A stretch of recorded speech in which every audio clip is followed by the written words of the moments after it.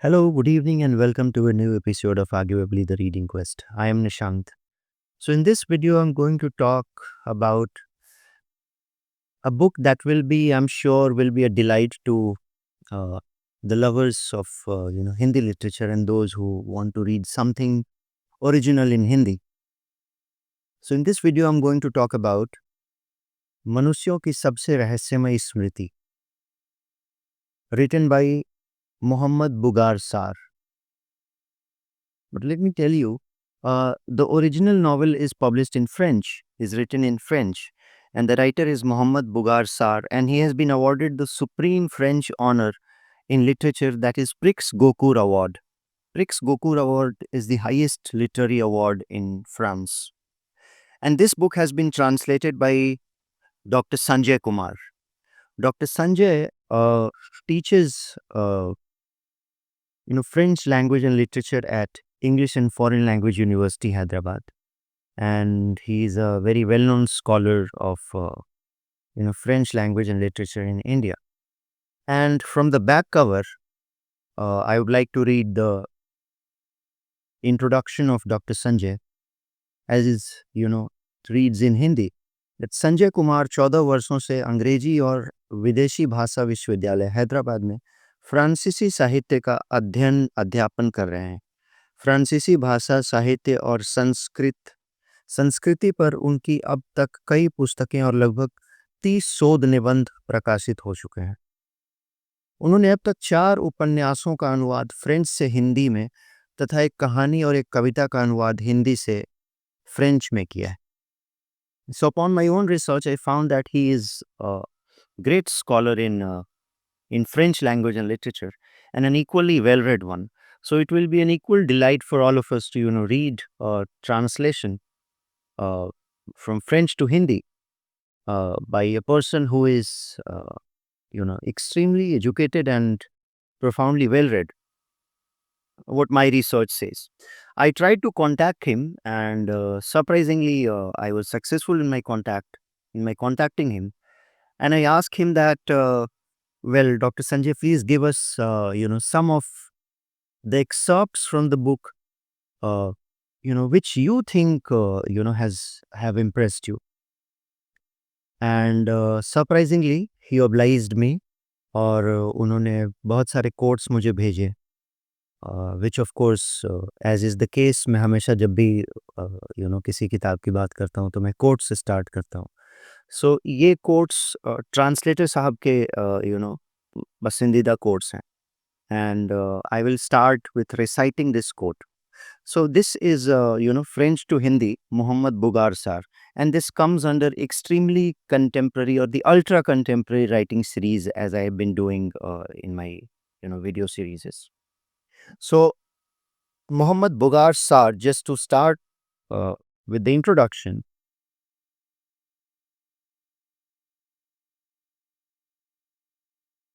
is just 34 years old and is a Sengali writer. And 34 वर्षीय सेंगली लेखक Mohammad Mbougar सार के अब तक 4 उपन्यास और कई कहानियां फ्रांसीसी भाषा में प्रकाशित हैं। अपनी उत्कृष्ट भाषा शैली के कारण प्रसिद्ध सार एक ऐसे प्रतिभावान युवा कथाकार के रूप में उभरे हैं जिन्होंने गजब की प्रयोगधर्मिता को अपने उपन्यास मनुष्यों की सबसे रहस्यमयी स्मृति में उतारा है, the most secret memory of main. इस उपन्यास के लिए उन्हें 2021 का, दैट इज 2021 में फ्रांस का सर्वोच्च साहित्यिक पुरस्कार गोकुर प्रदान किया गया था. So it will be a pleasure for all of us to read how this is translated, an equal excellent translation from French to Hindi. And इस उपन्यास का हिंदी अनुवाद फ्रांसीसी भाषा और साहित्य के प्रोफेसर संजय कुमार ने किया है. इस अनुदित उपन्यास को प्लूम प्रेस ने प्रकाशित किया है.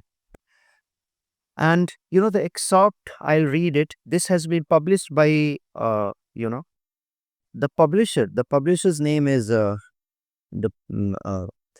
मदन पाल सिंह, और मदन पाल सिंह जी का लेख प्रकाशित है वायर में. सो मैं यहाँ से लेखों के कुछ अंश पढ़ूंगा. And I have nothing to say on this book on my own, because translator साहब ने खुद इतनी सारी कोट्स भेजी हैं मुझे. सो आई होप कि जब तक मैं कोट्स पढ़ूंगा, by that time you will always you will already make up your mind to judge how great this book is. So let's start with this. So the writer of this book, Muhammad Bugar Sar, right? He quotes another writer, Roberto Bolaño, from The Savage Detective, and the quotes goes like this: कुछ देर आलोचना कृति के साथ चलती है, फिर आलोचना लापता हो जाती है, और तब पाठकों की बारी आती है साथ चलने की। यात्रा लंबी या छोटी हो सकती है, फिर पाठक एक एक करके मरते जाते हैं और कृति अपने रास्ते पर अकेली चलती रहती है। भले ही कोई दूसरी आलोचना और दूसरे पाठक धीरे धीरे उसके चाबुक के इशारे पर कदम से कदम मिलाएं। उसके बाद आलोचना एक बार फिर मर जाती है और पाठक एक बार फिर से मर जाते हैं, और उनके अवशेषों की राह पर कृति एकांत की ओर अपनी यात्रा जारी रखती। कृति के समीप जाना, उनके पद चिन्हों पर चलना अवश्यम भावी मृत्यु का एक निर्विवाद संकेत है। लेकिन एक दूसरी आलोचना और दूसरे पाठक कृति के पास आते हैं, अथक और दृढ़, फिर काल और गति की भेंट चढ़ जाते हैं। अंत में कृति अनंत की ओर अकेले असाध्य रूप से कूच करती है, और एक दिन कृति मर जाती है, जैसे मर जाती हैं सारी चीजें, जैसे सूर्य बुझ जाएगा और पृथ्वी और सौरमंडल और आकाशगंगा और मनुष्यों की सबसे रहस्यमयी स्मृति। So this is how it starts with a quote by Roberto Bolaño. Now, the translated excerpt from this book in consonance with this quote. एक श्रेष्ठ पुस्तक कभी किसी चीज के बारे में बात नहीं करती, फिर भी उसमें सब कुछ मौजूद होता है। फिर कभी किसी श्रेष्ठ लगने वाली किताब के बारे में ये कहने की चाहत में मत पड़ो कि वो किस बारे में है। यही वो जाल है जो जनता की राय तुम्हारे लिए बिछाती है। लोग चाहते हैं कि किताब अनिवार्य रूप से किसी चीज के बारे में हो। सच तो ये है, Diegan is one of the characters, कि केवल एक औसत दर्जे की खराब या सामान्य किताब ही किसी चीज के बारे में बात करती है। एक महान पुस्तक में कोई विषय नहीं होता, और वो किसी चीज के बारे में नहीं बोलती। वो केवल कुछ कहना या खोजना चाहती है, लेकिन सब कुछ यही केवल तो है, और सब कुछ यही कुछ तो है। So this is what one of the quotes says. Another quote, as is written by Muhammad Bugar Sar and translated in Hindi by Dr. Sanjay. एक लेखक और उसकी कृति के बारे में हम कम से कम इतना तो जान ही सकते हैं। दोनों साथ साथ एक ऐसी भूल भुलैया में चलते हैं जो हमारी कल्पना में सबसे अचूक है। एक लंबी गोलाकार सड़क, और उसका गंतव्य वही प्रतीत होता है जो प्रस्थान बिंदु था, अर्थात एकांत। लोग मुझे आगाह करते हैं, सेज बुगार सार। लोग मुझे आगाह करते हैं, हो सकता है तुम साहित्य में कभी सफल नहीं हो पाओ, हो सकता है तुम्हारा मन अंततः खट्टा हो जाए, निराश हो जाओ, हाशिए पर धकेल दिए जाओ, चूक जाओ। हाँ, संभव है, मैं कहता हूँ। उबाऊ लोग जोर देकर कहते हैं, कहीं तुम अंततः आत्महत्या न कर लो। मैं जारी रहा, हो सकता है, लेकिन जीवन में होने और सकने से ही तो बना है। लेकिन जीवन होने और सकने से ही तो बना है। मैं इस पतली धार पर चलने की कोशिश करता हूँ। बहुत बुरा होगा अगर यह मेरे भार से टूट जाए। मैं तब देखूंगा कि नीचे क्या जीवित क्या मृत है। और फिर मैं लोगों को भाड़ में जाने का सुझाव देता रहा। मैं उनसे कहता रहा, साहित्य में कभी कोई सफल नहीं होता, इसलिए सफलता की ट्रेन पकड़ें और जहां चाहें इसे घुसेड़ लें। शायद यह एक संयोग है, शायद यह किस्मत है, लेकिन जरूरी नहीं कि दोनों एक दूसरे के विरोधी हो। संभावना केवल एक नियति है जिसे हम अनदेखा कर देते हैं, अदृश्य स्याही में लिखी गई नियति। So you can see, I mean, the quote is full of philosophical musings and high quality of style. And this is a translated work in Hindi. Uh, so you can imagine, what great it would have been to read it in original French. If the Hindi translation is so powerful, and nonetheless it is translated by a translator who is equally well read, as is reflected from the translation itself. महान कृतियां हमें दरिद्र बनाती हैं, और सदैव दरिद्र बनना चाहिए। वो हमसे अनावश्यक चीजें छीन लेती, उन्हें पढ़कर हम हमेशा निरावृत होकर निकलते हैं, समृद्ध लेकिन घट करके समृद्ध। So you see, this is such, uh, a delight to read these, philosophical musings. Again, we go here for next quote. वो एक ऐसी कहानी है जिसे सुनना, भूलना और दबाना तीनों ही असंभव है। वो एक ऐसी कहानी है जिसे सुनना, भूलना और दबाना तीनों ही असंभव है। तो उस चीज का क्या किया जाए जो ना सुनने योग्य है, ना ही भूलने योग्य और ना ही खामोशी के लायक? क्या विटगेन्स्टाइन ने इस बारे में कुछ लिखा है? The famous French philosopher Ludwig Wittgenstein from Austria. उन्होंने कहा कि जिसके बारे में कोई बोल नहीं सकता उस पर चुप्पी साध लेना चाहिए।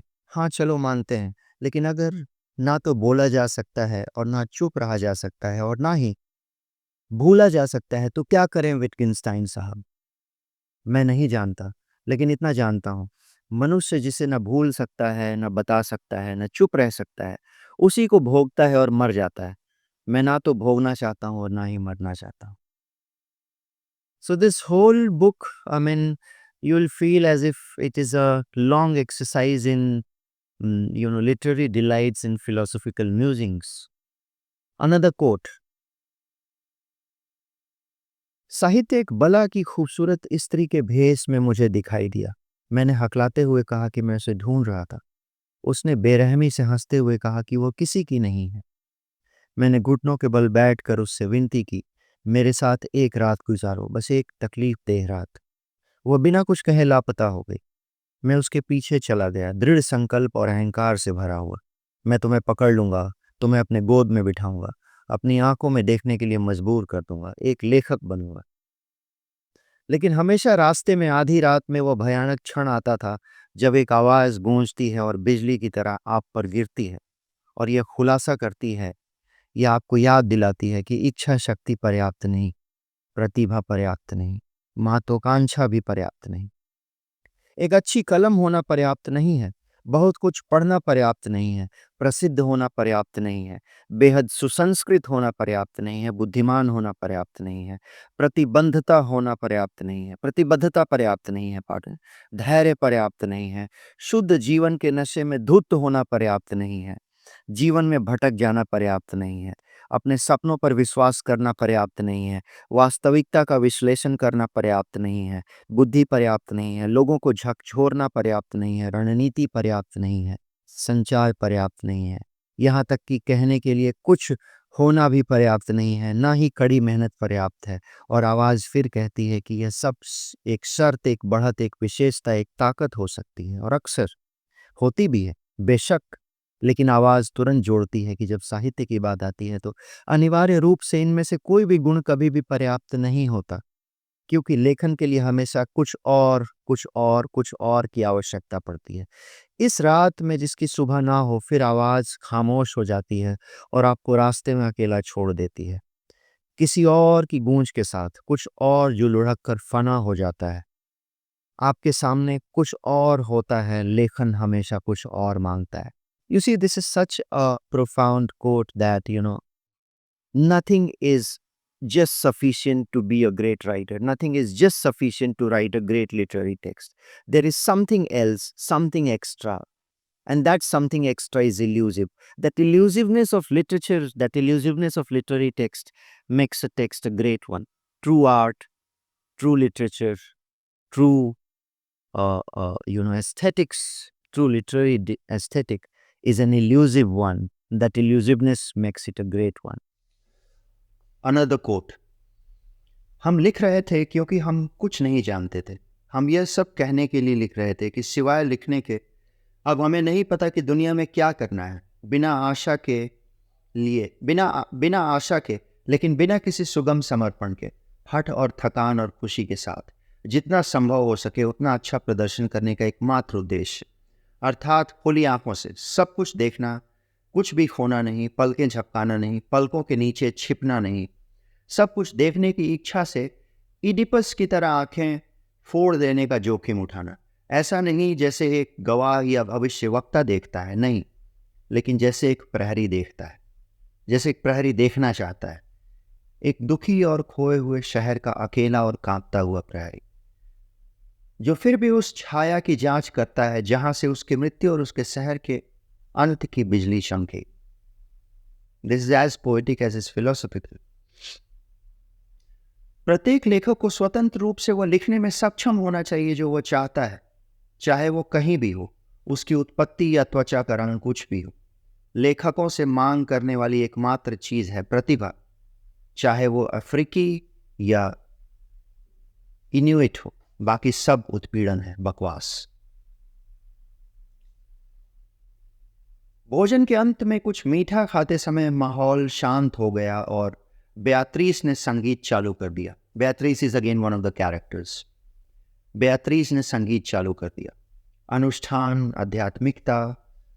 हमने सबसे पहले खुद को एक कच्चे आम की तरह हरी कमसिन जवान रात के बिजली के झटके के लिए समर्पित किया। उसके बाद सब कुछ नरम हो गया। चांद पक गया, आसमान से गिरने के लिए तैयार। हम सूती घड़ियों की बाहों में लटके हुए थे, ऐसे शानदार सपनों की दहलीज पर जो हमें तब भी आते थे जब हम जागते रहते थे। So you see, whenever it is a hint of eros or love, it speaks the same language in every language. The imagery is same, the world looks the same in every language, be it Hindi or be it French.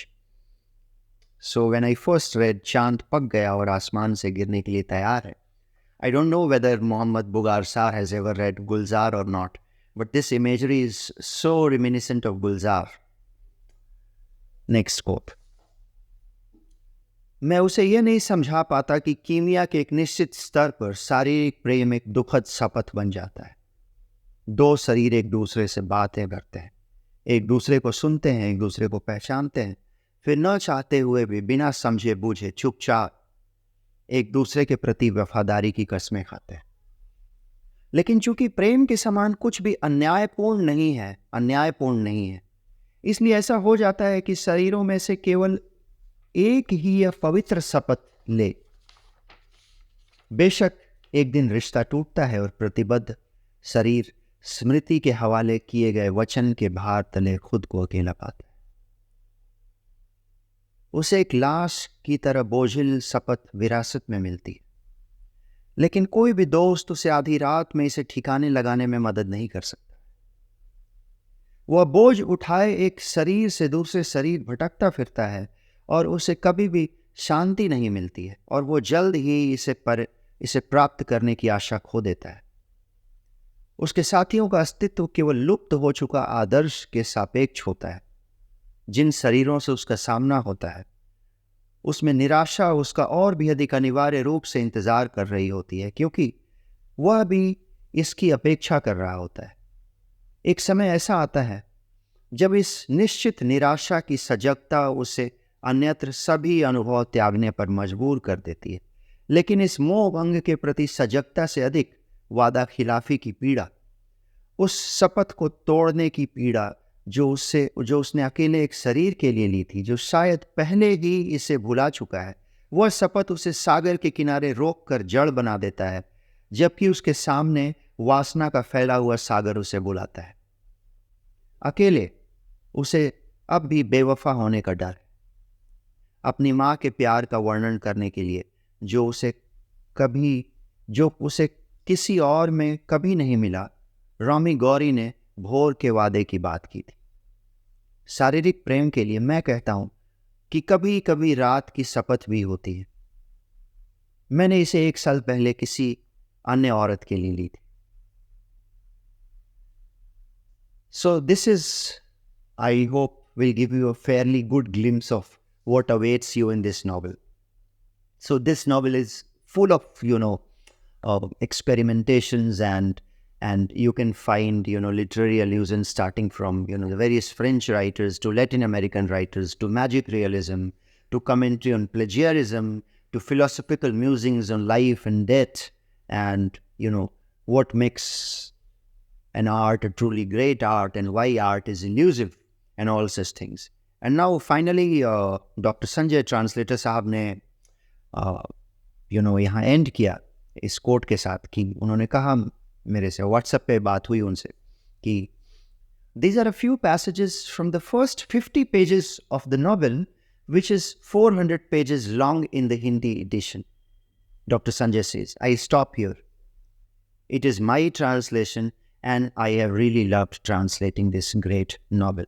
So the novel is मनुष्यों की सबसे रहस्यमयी स्मृति, Muhammad Bugar Sar. Now, something more to this.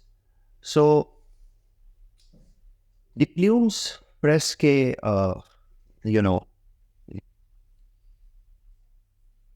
Owner Madanpal Singh, doctor Madanpal Singh, उनकी एक लेख publish हुई the wire पे.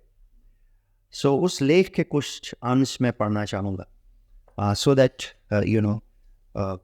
and he is equally a French scholar in his own rights. So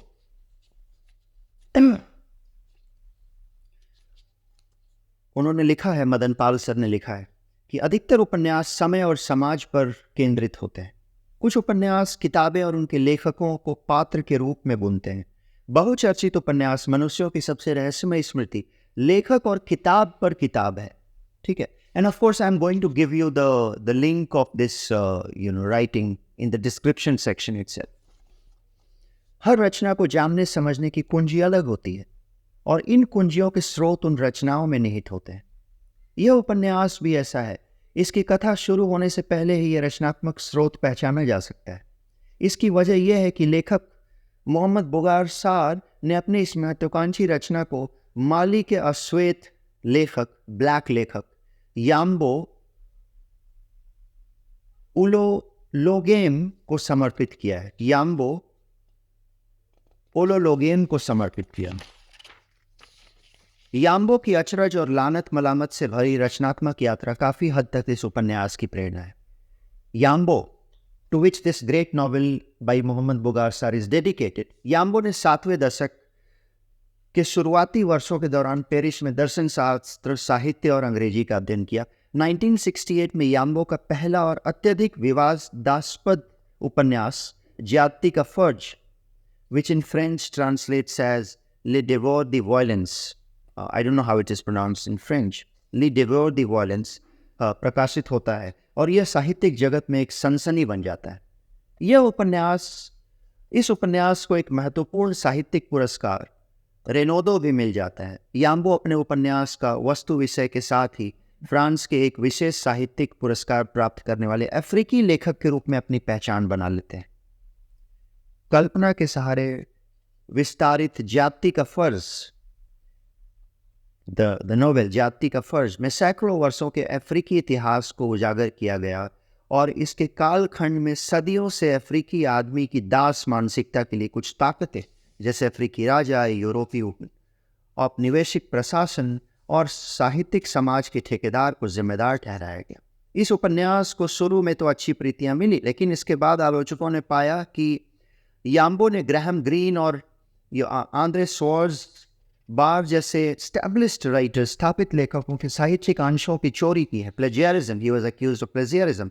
इसके बाद एक एकेडमिक बहस छिड़ गई, जिसके फलस्वरूप श्वेत लोगों के रवैये के बारे में याम्बो की कड़वाहट उनकी कुछ कविताओं और गद्य रचनाओं में भी व्यक्त हुई.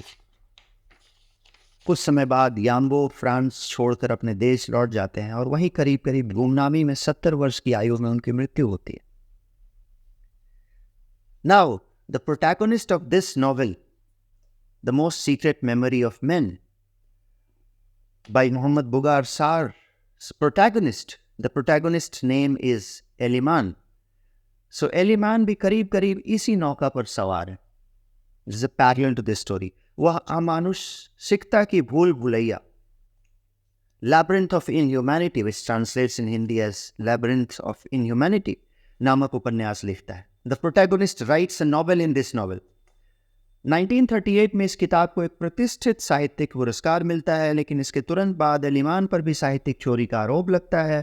इससे एक बहस छिड़ जाती है और लेखक की रचनात्मकता पर प्रश्न चिन्ह लग जाता है. पुस्तक की बिक्री रोक दी जाती है. इस चर्चित पुस्तक को पाठकों की नज़रों से दूर किया जाता है और एलिमान बिना कोई चिन्ह छोड़े गायब हो जाते हैं. Now the protagonist goes far and wide in search of Eliman, goes far and wide in search of this novel, the writer of this novel. सार के इस उपन्यास यानी मनुष्यों की सबसे रहस्यमय स्मृति में डिएगान द्वारा एलिमान और उनकी पुस्तक अमानुषिकता की भूल भुलैया की खोज का विस्तृत वर्णन है। इस उपन्यास की खोज मुख्यतः डिएगान द्वारा कही जाती है। यह पड़ताल डिएगान को पेरिस से एम्स्टर्डम ले जाती है और यह अन्वेषण यहाँ भी नहीं थमता। कुल मिलाकर यह यात्रा और कथा फ्रांस के साथ साथ यूरोप, अफ्रीका और लैटिन अमेरिका से होकर गुजरती है।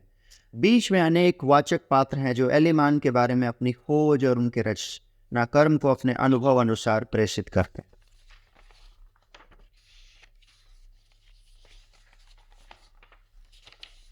अब उपन्यासकार एलिमान तर्क देता है कि साहित्य लूट का एक खेल है और यह पुस्तक यह दर्शाती है। उसके अनुसार उसका कर्तव्य मौलिक हुए बिना मौलिक होना, क्योंकि ये साहित्य और यहाँ तक कि कला की भी एक संभावित परिभाषा थी और उसका उद्देश्य यह दिखाना था कि सृजन के आदर्श के नाम पर सब कुछ बलिदान किया जा सकता है।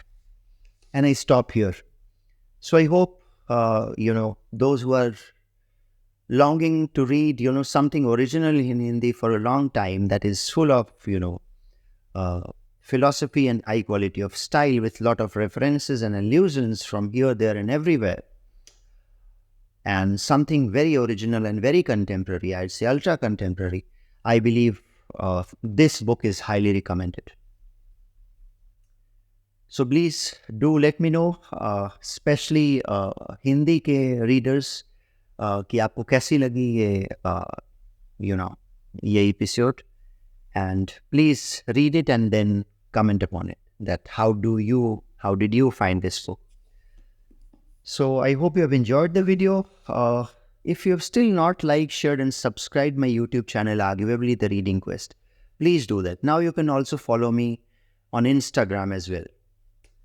Happy reading, guys. Thank you so much.